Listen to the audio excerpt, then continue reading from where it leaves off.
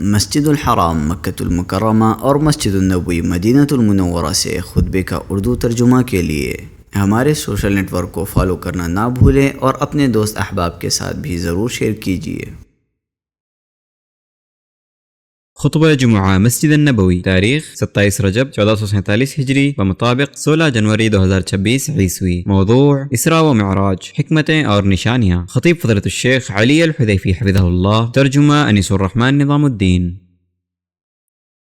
تمام تعریف اللہ کے لیے ہے، وہ بادشاہ پاک اور بے عیب ہے، وہ صاحب جلال و اکرام اور بڑی نشانیوں والا ہے، ہر چیز پر پوری قدرت رکھنے والا ہے۔ اس کے لیے ایسا غلبہ ہے جس تک نہ پہنچا جا سکتا ہے اور نہ جسے زیر کیا جا سکتا ہے، اور میں گواہی دیتا ہوں کہ ایک اللہ کے سوا کوئی معبود برحق نہیں، اس کا کوئی شریک نہیں، وہ بھلائیوں اور احسان والا ہے۔ اور میں گواہی دیتا ہوں کہ ہمارے نبی اور سردار محمد انسانوں کے سردار ہے، اس لیے کہ اللہ نے آپ کو بطور خاص بلند درجات اور مقام عطا کیا ہے۔ اے اللہ، درود و سلام اور برکتیں نازل کر اپنے بندے اور رسول محمد پر اور ان کے صحابہ پر جو تاریکیوں میں روشنی ہے۔ اما بعد، لوگو، جتنا ہو سکے اللہ کا تقوی اختیار کرو۔ اللہ کی شان عظیم و کبیر ہے، مخلوقات پر اس کا حق بہت ہے اور کوئی یہ طاقت نہیں رکھتا کہ مکمل طور پر اللہ کا حق ادا کر سکے، لیکن اللہ تعالیٰ نے درگزر سے کام لیا، معاف کیا، فضل کیا، اس نے تھوڑا فرض کیا اور اس پر بڑے اجر کا وعدہ کیا۔ اللہ کا فرمان ہے، اے ایمان والو، اگر تم اللہ سے ڈرتے رہو گے تو اللہ تعالیٰ تم کو ایک فیصلہ کن چیز دے گا اور تم سے تمہارے گناہ دور کر دے گا اور تم کو بخش دے گا، اور اللہ تعالیٰ بڑے فضل والا ہے۔ اے لوگو، اسراء اللہ کی عظیم نشانیوں میں سے ایک ہے، اور معراج اسراء سے بھی بڑی نشانی ہے، جس سے اللہ تعالیٰ نے اپنے خلیل محمد صلی اللہ علیہ وسلم کو مشرف کیا۔ اس کے ذریعے اللہ نے ان کی تمام فکر مندیوں اور غموں کو دھویا۔ اس اسراء کے ذریعے اللہ نے آپ صلی اللہ علیہ وسلم سے اللہ کی طرف دعوت دینے کی راہ کی ساری سختیاں، پریشانیاں، مصیبتیں اور شدید اذیت کی ساری قسمیں بھلا دیں، جنہیں اٹھانے کی طاقت مضبوط پہاڑوں کو بھی نہیں۔ اسراء سے پہلے سخت زمانے میں اور اس واقعے سے قریب وقت میں خیر البشر صلی اللہ علیہ وسلم پر پے در پے غموں کا پہاڑ ٹوٹتا رہا۔ آپ کا مذاق اڑایا گیا، آپ کو ذلیل کرنے کی کوشش کی گئی۔ خدیجہ رضی اللہ تعالی عنہا کا انتقال ہو گیا، جو آپ کے لیے سکون کا ذریعہ تھی، سچی مددگار تھی، جو صبر دلاتی تھی، زندگی کی مشقت آمیز ذمہ داریوں میں مدد کرتی تھی اور اپنے مال سے دلاسا دلاتی تھی۔ اور اسی سال چچا ابو طالب بھی فوت ہو گئے، جو آپ کی مدد کیا کرتے تھے اور ہر اس ظالم، حاسد اور شریر سے آپ کی حفاظت کیا کرتے تھے جو آپ کو اذیت پہنچانا چاہتا تھا۔ آپ صلی اللہ علیہ وسلم نے حج کے موسموں میں قبیلوں سے نصرت طلب کی، اخیر میں قبیلہ ثقیف سے نصرت طلب کی، لیکن انہوں نے بے وقوفوں کو آپ کے خلاف اور غلا دیا۔ وہ اوباش آپ کو پتھروں سے مار رہے تھے، یہاں تک کہ آپ کے قدم لہو لہان ہو گئے۔ آپ صلی اللہ علیہ وسلم نے اس دعا کے ساتھ اپنے رب کی طرف توجہ کی، اے اللہ، میں اپنی کمزوری، بے بسی اور لوگوں میں اپنی بے وقتی کی شکایت تجھ سے کرتا ہوں۔ اے سب سے زیادہ رحم کرنے والے، تو کمزوروں کا رب ہے اور تو ہی میرا رب ہے۔ تو مجھے کس کے حوالے کرتا ہے؟ کسی ایسے دور کے دشمن کے جو مجھ سے درستی سے پیش آئے، یا کسی ایسے دشمن کے جسے تو نے میرے معاملات کا مالک بنا دیا ہے؟ اگر تو مجھ سے ناراض نہیں ہے تو مجھے کسی چیز کی پرواہ نہیں، لیکن تیری عافیت میرے لیے زیادہ کشادہ ہے۔ میں تیرے چہرے کے اس نور کی پناہ مانگتا ہوں جس سے تاریکیاں روشن ہو جاتی ہیں اور دنیا اور آخرت کے معاملات درست ہو جاتے ہیں، اس بات سے کہ تو مجھ پر اپنا غضب نازل کرے یا مجھ پر اپنا قہر نازل کرے۔ میں تیری رضا چاہتا ہوں یہاں تک کہ تو راضی ہو جائے، اور تیرے بغیر کوئی طاقت و قوت نہیں۔ طائف کے بعد پہاڑوں کے فرشتے نے آپ صلی اللہ علیہ وسلم کو آواز دی کہ آپ صلی اللہ علیہ وسلم حکم کریں تو طائف کو دونوں پہاڑیوں کے بیچ پیس دیا جائے، تو آپ صلی اللہ علیہ وسلم نے فرمایا مجھے امید ہے کہ ان کی نسلوں میں ایسے لوگ ہوں گے جو اللہ کی عبادت کریں گے، یہی بردباری، یقین، صبر اور رحمت ہے۔ آپ صلی اللہ علیہ وسلم مکہ ایک مشرک آدمی کے امان میں ہی لوٹے۔ یوں جب روئے زمین کے اکثر لوگوں نے اس نبی پر ستم کیا، اسے ہلکا جانا، اس سے دشمنی کی، اس کی ہر راہ میں بیٹھ کر اس کی دعوت توحید کو رد کیا، تو اللہ تعالیٰ نے ارادہ کیا کہ وہ اپنے رسول کریم صلی اللہ علیہ وسلم کو بلند آسمانوں پر عرش عظیم تک لے جائے تاکہ ان کا مقام بلند کرے، اس کے ذریعے انہیں عزت دے، اور یہ اس کے رسول کے لیے کافروں کی ستم رانیوں کے مقابلے میں دلاسا اور ڈھارس ہو، اور تاکہ اس دین کی تیاری ہو جو اسراء کے بعد ہوگا کہ تمام جگہوں پر اسے کھلی مدد ملے گی جس سے وہ تمام شرک پر غالب آ جائے گا۔ اللہ کا فرمان ہے، اسی نے اپنے رسول کو ہدایت اور سچے دین کے ساتھ بھیجا کہ اسے اور تمام مذہبوں پر غالب کر دے اگرچہ مشرک برا مانے۔ اللہ سبحانہ و تعالیٰ کا اپنے رسول کو آسمانوں پر اٹھانے کا مطلب ہے اسلام کی دائمی سربلندی، کہ اسلام غالب ہے، اس پر کوئی غالب نہیں ہو سکتا۔ جیسے اللہ کے رسول صلی اللہ علیہ وسلم اس سطح تک پہنچے جہاں تک آپ صلی اللہ علیہ وسلم سے پہلے کوئی رسول نہ پہنچ سکا۔ چنانچہ خوشخبری ہے اس کے لیے جس نے آپ صلی اللہ علیہ وسلم کی مدد کی، اور خرابی ہے اس کے لیے جس نے آپ سے دشمنی کی اور آپ کا ساتھ چھوڑا۔ اللہ کا فرمان ہے، اس نے کافروں کی بات پست کر دی، اور بلند و عزیز تو اللہ کا کلمہ ہی ہے، اللہ غالب حکمت والا ہے۔ لوگوں، اللہ تعالیٰ نے سورہ اسراء کا آغاز اپنے اس قول سے کیا ہے، پاک ہے وہ اللہ جو اپنے بندے کو رات ہی رات میں مسجد حرام سے مسجد اقصی تک لے گیا، جس کے آس پاس ہم نے برکت دے رکھی ہے، اس لیے کہ ہم اسے اپنی قدرت کے بعض نمونے دکھائیں، یقیناً اللہ ہی خوب سننے دیکھنے والا ہے۔ اور رب العالمین جب یہ ارادہ کرتا ہے کہ ہر طرح کی آلائشوں سے اپنے نفس کی پاکی بیان کرے، اس کی تقدیس کرے، اور جلال و کمال، کبریا و عظمت اور کمال قدرت کے اوصاف سے اپنی تعریف کرے، تو اللہ تعالیٰ اپنے نفس کی تسبیح سے آغاز کرتا ہے، جیسے اللہ کا فرمان ہے، بس پاک ہے وہ اللہ جس کے ہاتھ میں ہر چیز کی بادشاہت ہے اور جس کی طرف تم سب لوٹائے جاؤ گے۔ اور جیسے اللہ کا فرمان ہے، پاک ہے آپ کا رب جو بہت بڑی عزت والا ہے ہر اس چیز سے جو مشرک بیان کرتے ہیں۔ اور جب اللہ تعالیٰ مشرکوں اور ملحدوں کے اقوال سے اپنی پاکی بیان کرنا چاہتا ہے جن سے اللہ پاک، بری، برتر اور بالا ہے، تو اپنے نفس کی تسبیح سے اس کی شروعات کرتا ہے۔ جیسے اللہ کا یہ قول ہے، یہ کہتے ہیں کہ اللہ تعالیٰ کی اولاد ہے، نہیں بلکہ وہ اللہ پاک ہے۔ اور اللہ کا فرمان ہے کہ اللہ کے سوا ان کا کوئی معبود ہے، ہرگز نہیں، اللہ تعالیٰ ان کے شرک سے پاک ہے۔ اور جب اللہ تعالیٰ چاہتا ہے کہ اپنے انوکھے افعال، عظیم آیات، انوکھی صنعت اور اپنی مخلوقات کے ذریعے تذکیر و نصیحت کرے تو وہ اپنے نفس کی تسبیح سے شروعات کرتا ہے، جیسے اللہ تعالیٰ کا یہ فرمان کہ وہ پاک ذات ہے جس نے ہر چیز کے جوڑے پیدا کیے، خواہ وہ زمین کی اگائی ہوئی چیزیں ہوں، خواہ خود ان کے نفوس ہوں، خواہ وہ چیزیں ہوں جنہیں یہ جانتے بھی نہیں۔ اللہ تعالیٰ نے ہمیں حکم دیا ہے کہ ہم ہر حال میں تسبیح بیان کریں۔ اللہ نے فرمایا، رات کے مختلف وقتوں میں بھی اور دن کے حصوں میں بھی تسبیح کرتا رہ، بہت ممکن ہے کہ تو راضی ہو جائے۔ اور اس آیت کی ایک قرائت سے راضی کرنے کا معنی بھی معلوم ہوتا ہے۔ اہل جنت کی نعمتوں کے اسباب میں سے سدا تسبیح پڑھنا ہے۔ اللہ تعالیٰ نے اہل جنت کے بارے میں فرمایا، اس میں ان کی پکار ہوگی، سبحانک اللہم۔ اور حدیث میں ہے، اہل جنت کو اسی طرح تسبیح الہام کی جاتی ہے جس طرح سانسیں۔ اسے امام مسلم نے جابر رضی اللہ عنہ سے روایت کیا ہے۔ اس طرح اللہ تعالیٰ کے انوکھے کاموں اور اس کی عظیم نشانیوں میں سے ہے جو اللہ تعالیٰ کی اس بات سے تنزیہ و تقدیس اور پاکی کو واجب کرتی ہے کہ اس کے مشابہ کوئی ہو، یا اس کی ذات میں یا صفات میں یا افعال میں اس کے جیسا کوئی ہو۔ کوئی زمانہ اللہ کی قدرت سے نہیں نکلتا، اور نہ کوئی مسافت اللہ کی پکڑ سے باہر ہے، اور کوئی مکان نہیں ہے مگر وہ اللہ کی ملکیت اور اس کے قبضے میں ہے، اور وہ اللہ پاک ہی پکڑنے والا، پھیلانے والا اور قدرت رکھنے والا ہے۔ وہ اس بات پر قادر ہے کہ چھوٹی مدت کو بڑے امور کے لیے کشادہ کر دے، اور وہ اس بات پر قادر ہے کہ بعید ترین مسافت کو قریب ترین کر دے، جیسا کہ اللہ تعالیٰ نے فرمایا،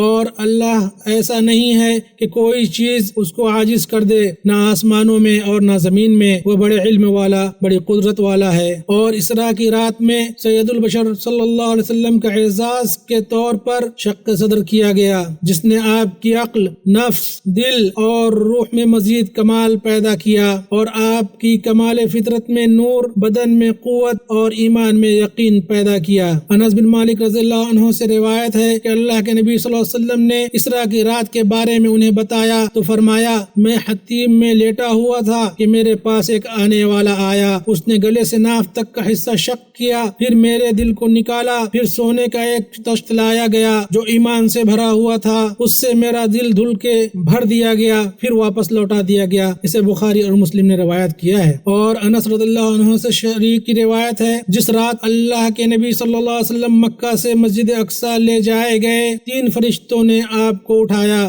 زمزم کے کنویں کے پاس رکھا، پھر جبریل علیہ السلام نے ذمہ داری سنبھال لی، آپ کے گلے سے لے کر ناف تک شق کیا، یہاں تک کہ سینے اور پیٹ سے خالی ہو گیا، اور اسے آب زمزم سے اپنے ہاتھ سے دھویا یہاں تک کہ پیٹ صاف ہو گیا، پھر سونے کا ایک تشت لایا گیا جو ایمان و حکمت سے بھرا ہوا تھا، اس سے ان کے سینوں کو بھر دیا گیا اور گلے کی رگوں کو ایمان سے بھر دیا گیا، پھر اسے بند کر دیا گیا۔ اسے بخاری اور مسلم نے روایت کیا ہے۔ شق صدر کا یہ الہی عمل کمال کا تھا، اس میں آپ صلی اللہ علیہ وسلم جو کمال بشری کے آخری بلندی پر ہیں، ان کو کوئی تکلیف نہیں پہنچی تاکہ آپ صلی اللہ علیہ وسلم تیار ہوں اور اللہ کی قربت اور اس سے ہم کلامی میں اللہ کی جانب سے پاک ہوں، اور تاکہ ملائے اعلیٰ آپ کا افضل ترین رسول کی طرح استقبال کریں، اور تاکہ آپ قیامت کے دن شفاعت عظمیٰ سے مخصوص ہوں، اس وقت جب اللہ تعالی بندوں کے درمیان فیصلہ کرے گا۔ شق صدر کا یہ باکمال الہی عمل اسی طرح تھا جیسے بچپن میں آپ صلی اللہ علیہ وسلم کا سینہ بغیر کسی درد کے چاک کیا گیا، آپ کے دل سے خون کا لوتھڑا نکالا گیا اور کہا گیا یہ ابن آدم میں شیطان کا حصہ ہے۔ اور جب اسراء کا وقت آیا تو آپ صلی اللہ علیہ وسلم نے فرمایا پھر کھچر سے چھوٹا اور گدھے سے بڑا ایک سفید جانور لایا گیا جس کا نام براق ہے، وہ اپنا قدم وہاں رکھتا تھا جہاں نگاہ ختم ہوتی ہے۔ اسے بخاری اور مسلم نے روایت کیا ہے۔ انہوں نے کہا پھر جبریل نے مجھے اس پر سوار کر لیا، پھر میرے ساتھ نکلے، نہ وہ مجھ سے پیچھے ہوتے تھے اور نہ میں ان سے پیچھے رہتا تھا۔ ابن کثیر نے کہا جب بیت المقدس آیا آپ صلی اللہ علیہ وسلم نے براق کو اس کڑے سے باندھا جس سے انبیاء باندھا کرتے تھے، پھر بیت المقدس میں داخل ہوئے، اسے قبلہ بنا کر 2 رکعت نماز پڑھی اور براق وہیں بندھا رہا تاکہ آپ صلی اللہ علیہ وسلم اسی پر مکہ واپس لوٹے۔ آپ صلی اللہ علیہ وسلم نے فرمایا جب میں بیت المقدس میں جو کچھ ہوا اس سے فارغ ہو گیا تو سیڑھی لائی گئی، میں نے کبھی اس سے حسین چیز نہیں دیکھی تھی، اور یہ وہی چیز ہے جس کی طرف تمہارے میت اپنی آنکھیں پھیلاتے ہیں جب وہ جاکنی کے عالم میں ہوتے ہیں۔ جبریل نے مجھے اس پر چڑھایا۔ اسے ابن اسحاق نے ابو سعید خدری سے روایت کیا ہے۔ اور بخاری مسلم نے اللہ کے نبی صلی اللہ علیہ وسلم کے پہلے آسمان، پھر دوسرے آسمان، پھر تیسرے، پھر چوتھے، پھر 5ویں، پھر 6ٹھے اور 7ویں آسمان تک چڑھنے اور اوپر جانے کو بالترتیب روایت کیا ہے۔ پہلے آسمان پر آدم ملے اور کہا نیک نبی اور نیک بیٹے کو خوش آمدید، پھر عیسیٰ، یحییٰ، یوسف، ادریس، ہارون، موسیٰ اور ابراہیم علیہ السلام ملے اور انہوں نے کہا نیک نبی اور نیک بیٹوں کو خوش آمدید۔ تمام انبیاء نے آپ صلی اللہ علیہ وسلم کو سلام کیا اور تمام نے آپ کو خوش آمدید کہا اور تمام نے نیک نبی اور نیک بیٹا کہہ کر تعریف کی۔ پھر آپ صلی اللہ علیہ وسلم سدرۃ المنتہا تک پہنچے۔ ابن کثیر کہتے ہیں سدرۃ المنتہا کو بڑے بڑے امور اور بہت سے خیرہ کن رنگوں سے ڈھانپ دیا گیا تھا، فرشتے اس پر اس کثرت سے تھے جیسے درخت پر بہت سے کوے، اور اسے سونے کے پروانوں نے اور اللہ کے نور نے اس طرح سے ڈھانپا ہوا تھا کہ کوئی مخلوق اس کا وصف بیان نہیں کر سکتی۔ ابن کثیر نے کہا پھر ان تمام کے مراتب سے آگے نکل گئے یہاں تک کہ اس مقام پر پہنچے جہاں قلم کی آواز سنی جا رہی تھی، اور اللہ تعالیٰ نے اپنے نبی صلی اللہ علیہ وسلم سے اس رات بلا واسطہ کلام کیا اور شب و روز میں 50 وقت کی نماز فرض کی۔ آپ صلی اللہ علیہ وسلم موسیٰ علیہ السلام کے پاس سے گزرے، انہوں نے کہا تمہیں کیا حکم دیا گیا؟ فرمایا 50 نمازیں۔ موسیٰ علیہ السلام نے کہا تمہاری امت اس کی استطاعت نہیں رکھے گی، میں نے بنی اسرائیل کو بری طرح جھیلا ہے اور میں نے تم سے پہلے لوگوں کو آزمایا ہے، اپنے رب کے پاس جاؤ اور تخفیف کی درخواست کرو۔ پھر آپ صلی اللہ علیہ وسلم موسیٰ کے پاس لوٹے اور وہ ہر وقت یہی کہتے اپنے رب کے پاس واپس جاؤ اور تخفیف کی درخواست کرو، یہاں تک کہ آپ صلی اللہ علیہ وسلم کو آپ کے رب نے دن اور رات میں 5 وقت کی نمازوں کا حکم دیا جیسا کہ بخاری اور مسلم نے روایت کیا ہے۔ یوں یہ 5 نمازیں ہیں۔ اللہ تعالیٰ نے فرمایا اے محمد یہ دن اور رات میں 5 نمازیں ہیں اور ہر نماز 10 اس کے برابر ہے، یوں یہ 50 نمازیں ہوئیں۔ اسے بخاری اور مسلم نے انس رضی اللہ عنہ سے روایت کیا ہے۔ پھر رسول اللہ صلی اللہ علیہ وسلم بیت المقدس میں اترے، پھر آپ نے تمام انبیاء کے ساتھ نماز پڑھی اور جبریل کے کہنے پر ان تمام کی امامت کی، جیسا کہ حدیث قدسی میں آتا ہے، اور یہ اس بات پر دلالت کرتا ہے کہ آپ صلی اللہ علیہ وسلم کی شریعت تمام سابقہ شریعتوں کو منسوخ کرنے والی ہے، اور آپ صلی اللہ علیہ وسلم نے اللہ تعالیٰ کی قدرت اور نشانیوں میں سے وہ دیکھا جو نبیوں میں سے بھی کسی نے نہیں دیکھا۔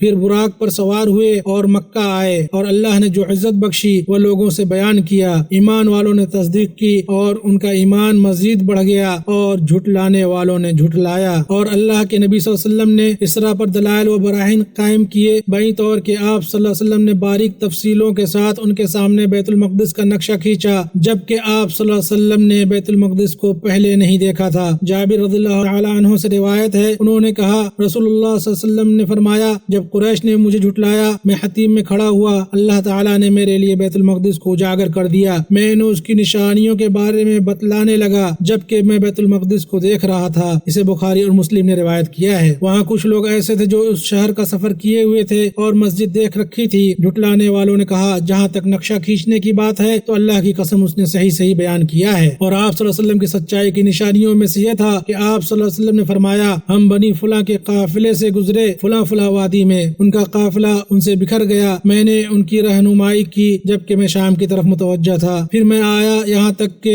جب میں ضجنان پہاڑ کے پاس آیا جو مکہ کے قریب ہے تو میں نے بنی فلاں کا قافلہ دیکھا، وہ لوگ سو رہے تھے، ان کے پاس ایک برتن تھا جس میں پانی تھا اور انہوں نے اسے ڈھک رکھا تھا، میں نے اس کا ڈھکن کھولا، اس میں موجود پانی سے پیا اور پھر اسے ویسے ہی ڈھک دیا، اور اس کی نشانی یہ ہے کہ ان کا قافلہ اب لوٹ رہا ہے، یعنی تنعیم کی سفید گھاٹی سے آ رہا ہے، ان کے آگے بھورے رنگ کا اونٹ ہے، اس پر اناج کے 2 تھیلے ہیں، ایک کالا اور ایک چتکبرا، قافلہ سورج کے طلوع ہونے کے ساتھ نمودار ہوگا۔ چنانچہ لوگ گھاٹی کی طرف تیزی سے گئے، انہوں نے کہا یہ سورج طلوع ہو رہا ہے، اور کہا اور یہ قافلہ طلوع شمس کے ساتھ نمودار ہو گیا ہے، اور یہ آگے والا اونٹ ویسا ہی ہے جیسا اللہ کے نبی صلی اللہ علیہ وسلم نے بتایا ہے۔ آپ صلی اللہ علیہ وسلم کی سچائی کی نشانیوں میں سے آپ کی یہ بات ہے کہ پھر ہم اس جگہ پر قریش کے قافلے سے گزرے، انہوں نے اپنا ایک اونٹ گم کر دیا تھا، میں نے انہیں سلام کیا، ان میں سے بعض نے بعض سے کہا یہ تو محمد کی آواز ہے۔ آپ صلی اللہ علیہ وسلم کے اسراء اور معراج کی سب سے بڑی نشانی یہ ہے کہ آپ نے اس کے بارے میں خبر دی اور آپ کے صحابہ نے آپ کی تصدیق کی، جن میں سب سے پہلے ابو بکر صدیق رضی اللہ عنہ ہیں۔ انہوں نے کہا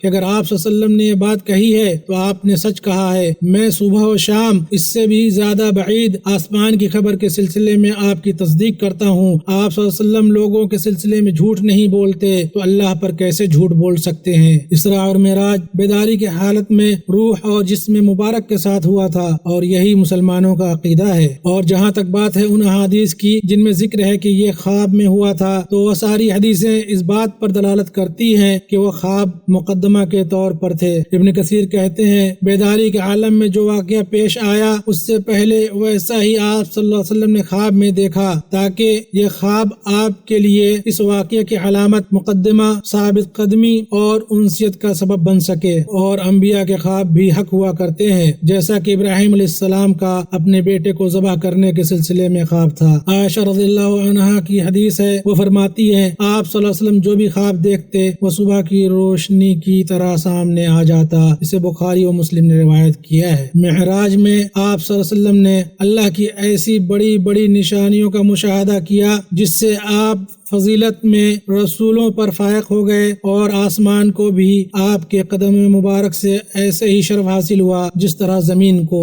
ایک آسمان سے دوسرے آسمان پر چڑھتے ہوئے مقرب فرشتوں اور معظم رسولوں نے آپ کو الوداع کہا۔ ابن کثیر رحمہ اللہ فرماتے ہیں اور ظاہر یہ ہے کہ آپ صلی اللہ علیہ وسلم کی اللہ کی بارگاہ سے واپسی کے وقت تعظیم و تکریم کے لیے انبیاء کرام آپ کے ساتھ اترے تھے۔ آپ صلی اللہ علیہ وسلم نے جنت و جہنم کو دیکھا، جنت کی نہروں کا مشاہدہ مشاہدہ کیا اور جبریل علیہ السلام کو ان کی اصلی صورت میں دیکھا، جس صورت میں اللہ نے ان کو پیدا کیا ہے۔ ان کے 600 پر تھے اور ہر پر افق کو ڈھانپے ہوئے تھا۔ آپ صلی اللہ علیہ وسلم نے انہیں 2 بار دیکھا۔ یہ سب اللہ کی بادشاہت کی نشانیوں میں سے تھا۔ یہ واقعہ دین کی نشر و اشاعت میں آپ صلی اللہ علیہ وسلم کی قوت اور عزم و یقین میں اضافہ کرنے والا تھا۔ اسراء و معراج کے بعد دشمنوں کی سازش اور جہاد کے موقعوں پر جن مشقتوں، پریشانیوں، مصیبتوں اور غموں کا سامنا ہوتا، ان میں آپ صلی اللہ علیہ وسلم اسراء و معراج کو یاد کرتے، جس سے آپ صلی اللہ علیہ وسلم کو بڑی قوت ملتی اور پریشانیاں موسم گرما کے بادلوں کی طرح جلدی سے چھٹ جاتی۔ اور واقع اسراء کی سچائی پر آپ صلی اللہ علیہ وسلم نے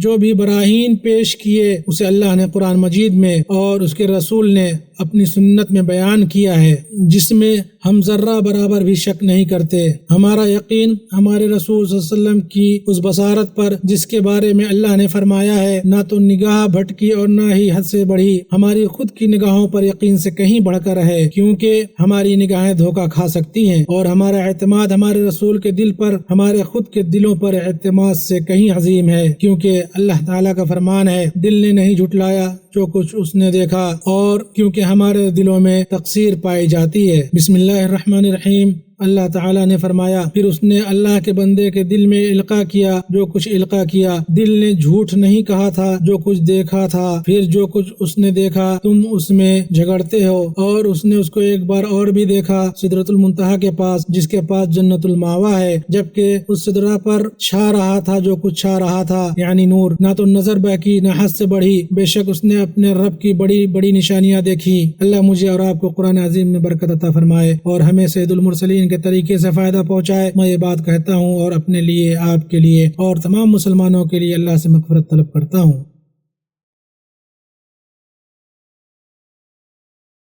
تمام تعریف اللہ کے لیے ہے جو ملکیت و بادشاہت والا ہے، اور تمام تعریف اللہ کے لیے ہے جو عزت و جبروت کا مالک ہے، جو مخلوق کو موت دیتا ہے اور اس کو کبھی موت نہ آئے گی۔ میں گواہی دیتا ہوں کہ اللہ کے سوا کوئی معبود برحق نہیں، وہ اکیلا ہے، اس کا کوئی شریک نہیں، وہ انعام و اکرام والا ہے، اس کے سوا کوئی عبادت کے لائق نہیں، اسی کی طرف لوٹ کر جانا ہے۔ اور میں گواہی دیتا ہوں کہ ہمارے نبی اور سردار محمد اللہ کے بندے اور رسول ہیں، آپ خوشخبری دینے والے، ڈرانے والے اور روشن چراغ ہیں۔ اللہ درود و سلام اور برکت نازل فرما اپنے بندے اور رسول محمد پر اور ان کے آل و اصحاب پر، جو تمام نیکی و بھلائی اور قابل قدر کام کی طرف سبقت کرنے والے ہیں۔ اما بعد، اللہ کے بندو، اللہ کے پسندیدہ کاموں کی طرف جلدی کر کے اور اس کے حرام کردہ کاموں کو چھوڑ کر اس کا تقوی اختیار کرو، تمہیں اللہ کی خوشخبری اور جنتوں سے سرفرازی ملے گی، اور حسرت و افسوس، ذلت و رسوائی اور عذاب سے نجات ملے گی۔ مسلمانوں، اللہ نے تم پر یہ نمازیں فرض کر کے تمہیں کتنی عظیم نعمت سے نوازا ہے۔ اگر یہ نمازیں ہلاک ہونے والی امتوں پر فرض کی جاتی اور وہ انہیں قائم کرتے تو ہلاکت اور بربادی سے دوچار نہ ہوتے۔ ہمارے نبی محمد صلی اللہ علیہ وسلم معراج کے بعد رب العزت الجلال کے پاس سے اپنی امت کے لیے ہر قسم کی بھلائی لے کر نازل ہوئے، اور رحمت،